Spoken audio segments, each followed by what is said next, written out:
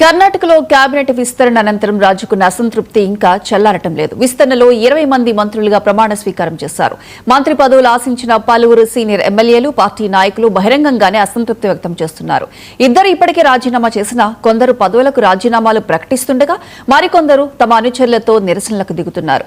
ఈ నేపథ్యంలో పరిణామాలను ఒకసారి చూద్దాం.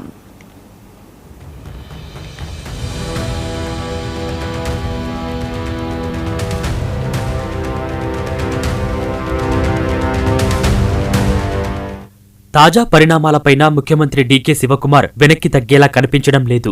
ఎవరైనా రాజీనామా చేస్తే నేను కొన్ని నిమిషాల్లోనే దాన్ని ఆమోదిస్తాను అంటూ గట్టి హెచ్చరిక చేశారు. పార్టీ కంటే వ్యక్తులు పెద్దవారు కాదని, రాజకీయాల్లో ఓపిక చాలా ముఖ్యమని ఆయన అసంతృప్త నేతలకు సూచించారు. తాను కూడా గతంలో ఎన్నోసార్లు మంత్రి పదవి దక్కకపోయినా పార్టీని వీడలేదని గుర్తు చేశారు. ధరం సింగ్, సిద్ధరామయ్య ప్రభుత్వాల్లో కూడా తనను పక్కన పెట్టారని, అయినా సహనం పాటించానని చెప్పుకొచ్చారు. అలాగే గతంలో కూడా రాజకీయ చరిత్రను ప్రస్తావిస్తూ వీరేంద్ర పాటిల్ హయాంలో ఎస్ బంగారప్పకు, మల్లికార్జున ఖర్గేకు, ధరం సింగ్కు కూడా తొలుత అవకాశాలు రాలేదని, కానీ తరువాత వారు ఉన్నత పదవులు చేపట్టారని ఉదాహరణలు చెప్పారు. ఇలాంటి పరిస్థితుల్లో ప్రతి ఒక్కరూ ఓపికగా ఉండాలని, పార్టీ ప్రయోజనాలే ముఖ్యమని ఆయన నొక్కి చెప్పారు.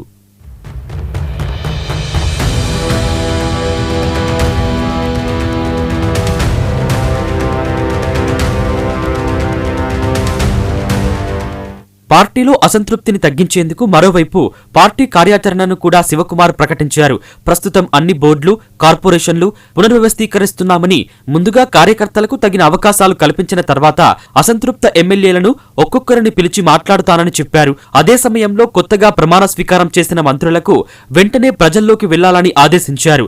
కరవు ప్రభావిత జిల్లాలను ఆలస్యం చేయకుండా సందర్శించి పరిస్థితిని సమీక్షించాలని, అధికారులతో కలిసి క్షేత్రస్థాయిలో పనిచేయాలని సూచించారు.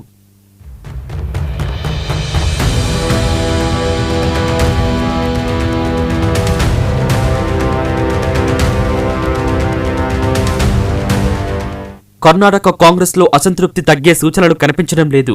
మంత్రి పదవి దక్కకపోవడంతో సీనియర్ ఎమ్మెల్యే ఎం కృష్ణప్ప అనుచరులు విజయనగర్ నియోజకవర్గంలో సామూహిక రాజీనామాలకు దిగారు. బ్లాక్ కాంగ్రెస్ అధ్యక్షులు, వార్డు అధ్యక్షులు, మహిళా విభాగం, SC, ST, minority, youth Congress, guarantee పథకాల కమిటీలు, ఇతర పార్టీ విభాగాల నాయకులు రాజీనామా లేఖ పంపించారు.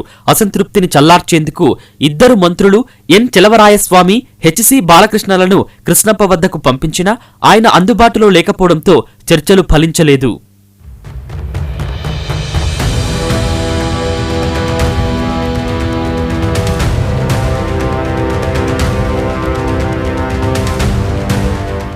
మంత్రి పదవి దక్కకపోవడంతో కాంగ్రెస్ ఎమ్మెల్యే ఎస్ఆర్ శ్రీనివాస్ కూడా కర్ణాటక రాష్ట్ర రోడ్డు రవాణా సంస్థ చైర్మన్ పదవికి రాజీనామా చేస్తానని ప్రకటించారు. తనలాంటి సామాన్య రైతు కుమారుడికి రాజకీయాల్లో ఎదగడం చాలా కష్టమని చెప్పారు.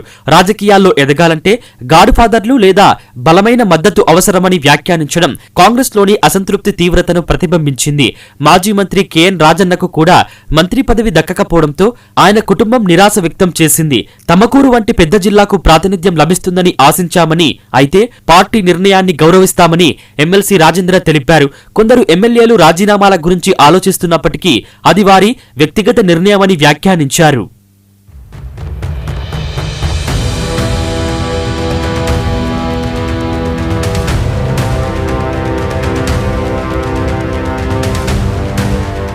మరోవైపు మహిళా ప్రాతినిధ్య అంశం కూడా వివాదానికి దారితీసింది. మంత్రివర్గంలో మహిళలకు చోటు కల్పించకపోవడంపై కాంగ్రెస్ ఎమ్మెల్యే నయనమోటమ్మ అసంతృప్తి వ్యక్తం చేశారు. 5 మహిళా ఎమ్మెల్యేలు ఉన్నప్పటికీ ఒక్కరికి మంత్రి పదవి ఇవ్వలేదని విమర్శించారు. ఇదే సమయంలో కేబినెట్లో ఇంకా మహిళలకు అవకాశం ఉండొచ్చన్న ప్రచారంతో సాండూర్ ఎమ్మెల్యే అన్నపూర్ణ తుకారాం కూడా ముఖ్యమంత్రిని కలిసి తన అభ్యర్థిత్వాన్ని ముందుకు తెచ్చారు. అందరూ తిరుగుబాటు వైపు వెళ్లడం లేదు. తొలుత రాజీనామా చేస్తానని ప్రకటించిన బేలూరు గోపాలకృష్ణ ముఖ్యమంత్రితో సమావేశం అనంతరం తన నిర్ణయాన్ని మార్చుకున్నారు. రెండో విడతలో మంత్రి పదవి ఇస్తామని గతంలో హామీ ఇచ్చారని, నిరాశతో రాజీనామా చేయాలని అనుకున్నానని చెప్పారు. కానీ ముఖ్యమంత్రితో చర్చించిన తర్వాత పార్టీతోనే కొనసాగాలని నిర్ణయించుకున్నట్లు వెల్లడించారు.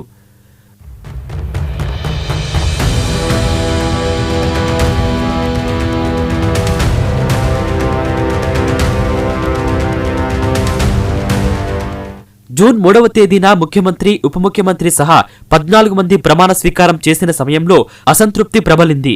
ఇప్పుడు రెండో దఫా 20 మంది ప్రమాణ స్వీకారం సందర్భంలోనూ అదే పరిస్థితులు కనిపించాయి. తర్వాత చేపట్టే కార్పొరేట్ పదవుల భర్తీ సమయంలోనైనా అన్ని సర్దుకుంటాయా లేక అదే పరిస్థితి కొనసాగుతుందా అనేది రాబోయే రోజుల్లో తేలనుంది.